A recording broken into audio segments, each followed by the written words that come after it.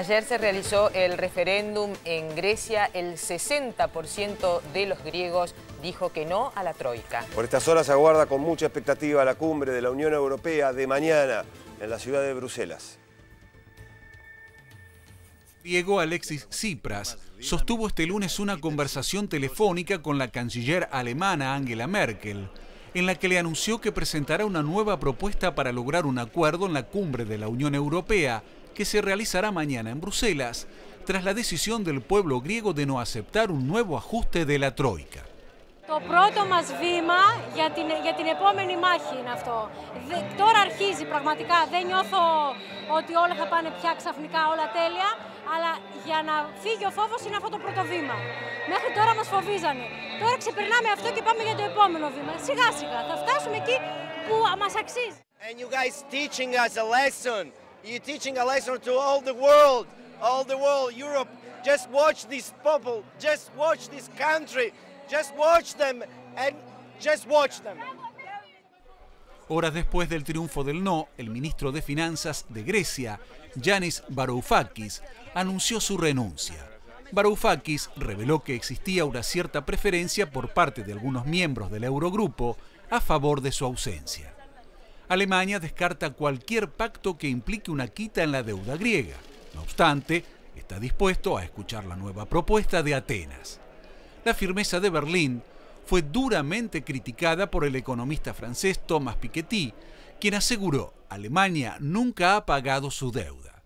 En una entrevista al diario alemán Die Zeit, Piketty se refirió a las deudas públicas de los países europeos después de la Segunda Guerra Mundial y destacó que la eurozona se enfrenta a viejos problemas.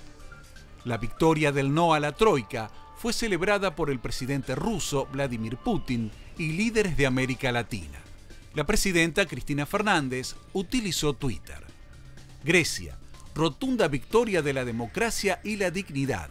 El pueblo griego le ha dicho no a las imposibles y humillantes condiciones que se le pretenden imponer para la reestructuración de su deuda externa. Muy bien, la troika evidentemente no contó con la variable, con la posibilidad del referéndum. Lo cierto es que el 60% de los griegos ha decidido parar con el ajuste. Recordemos que hace como 5 años que están en Grecia realizando ajustes tras ajustes. Es una verdadera sangría.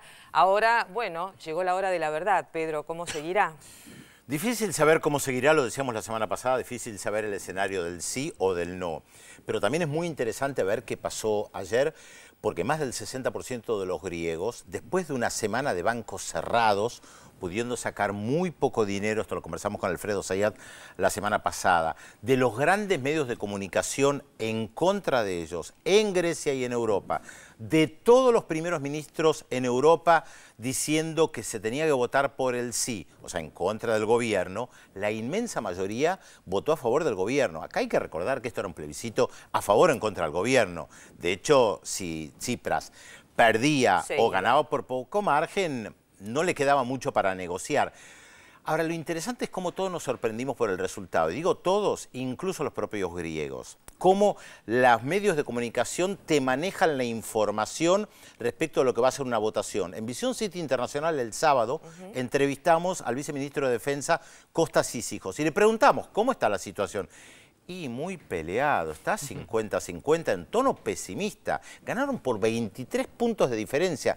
Yo estuve en contacto todos los días con gente en Grecia, periodistas, políticos, diputados, y todos pensaban que en un resultado ajustado. O sea, ¿cómo se construyó esto?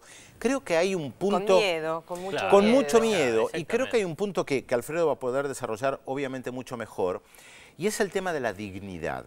Los funcionarios de los organismos internacionales, muchos economistas, muchos políticos, muchos comunicadores, no entienden lo que para un pueblo representa la dignidad. Manejan números, no existen las emociones. Yo creo que Grecia ayer dio un ejemplo de dignidad y de emoción en el sentido positivo del término. Así es, ha habido es un hecho heroico casi, justamente por lo que decíamos, ¿no? Los metemiedos. Estábamos hablando de Alemania, de los países más poderosos de Europa, los medios de comunicación, como bien vos marcabas, el miedo a que si salen del euro se les acaba todo, desaparecen como país, o peor, quedan en manos de algún otro poderoso. Entonces, los rusos, claro, hay mucho temor. Todo era miedo alrededor. Ahora, el tema económico. Tengo entendido que Merkel y Hollande, los dos, están esperando ahora propuestas concretas un poco más livianas de lo que ellos venían imponiendo, ¿no? Mira, Cecilia, acá es un marco de negociación. Digamos, lo que se diga públicamente uno lo tiene que tomar con pinzas. Punto uno, digamos, obviamente que Tsipras, digamos, tiene una vocación negociadora y la ha manifestado una y otra vez, pero está, como mencionaba Pedro, bueno, ese umbral de dignidad que para las tecnoburocracias de los organismos multilaterales e internacionales, para los políticos, los líderes europeos y para los medios de comunicación y estos analistas, es como que no lo perciben, es como que desdeñan esa cuestión de dignidad y de lo que yo llamo el umbral de tolerancia. Claro. Los pueblos tienen umbrales de tolerancia y llega un momento que dicen, hasta acá llegamos. A ver, si vos tenés más de un 25% de la población desempleada, el 60% de los jóvenes, 60% de los jóvenes desempleados, 5 años ya no de recesión, hay que decirlo, de depresión económica. Durante estos 5 años bajó el Producto Bruto Interno un 25%. Bueno, hay límites, claro. Hay límites. Los pueblos, cuando es de dignidad, de soberanía, dicen, bueno, basta, ¿qué peor podemos estar? Ahí está la construcción del miedo. Vas a poder estar peor y vas a salir del euro y esa es la confusión deliberada. Ahora, la verdad Alfredo, que no iba a salir una del pregunta. Renunció el ministro de Finanzas, Varoufakis. ¿Cuál es la razón? Porque si vos negociación, claro, negociación. Pero no querían negociar con él, evidentemente sí, él pero era ya estaba el actual ministro de Economía, de apellido Tsakalotos. Ahí está, gracias. Euclides Tsakalotos. Ahí está. Ese ya estaba negociando. Si en un momento ya lo habían desplazado al anterior ministro de Economía. Yanis Varoufakis. Entonces ya lo habían desplazado de la negociación, porque ya no lo querían. Lo aislaban en las negociaciones. Él contó anécdotas increíbles. En las negociaciones, no, ahora nos reunimos todos los ministros menos vos. ¿Cómo? Si yo soy ministro de Economía de un país. No, vos afuera. Y él lo revelaba, cosa que claro. no mucha gente hace. Una de las cosas que lo criticaban es que él salía de las reuniones y publicaba lo que se estaba haciendo. Era fabuloso. Bueno, o sea que, y además, este ministro de Economía, el nuevo, es de línea de izquierda. No es que es diferente al que... Entonces, la verdad... Es muy interesante el proceso político, la verdad que es muy fascinante, porque vos ves ahí un gobierno de izquierda, de un país marginal dentro de lo que es la eurozona, cómo van jugando las cartas. Y la verdad que la renuncia del ministro de Economía y pone a otro que es lo mismo. Si querés, igual es muy buena. De todas maneras, la oposición apoya a Tsipras en este momento, menos el comunismo y los neonazis. Sí, el resto están bastante aliados. Hay como un apoyo respecto de la negociación, pero todavía es confuso a ver a qué acuerdo llegaron exactamente. Ahora es interesante lo que dice Alfredo de respecto de lo marginal. ¿Cuán marginal es verdaderamente Grecia? Porque si uno mira, en lo económico, dice, representa menos del 2% de la economía europea. No, parece una falta de respeto decir que Grecia es marginal, ¿no? Con la historia que tiene Grecia. Bueno, ese es otro tema. Sí. Pero la estructura de poder europea. Hay bases militares. Claro. Y este es un tema interesante. Preparamos una placa con el gasto militar de lo que representa el Producto Bruto Interno de Grecia. Veamos la placa, porque esto también es algo para resaltar.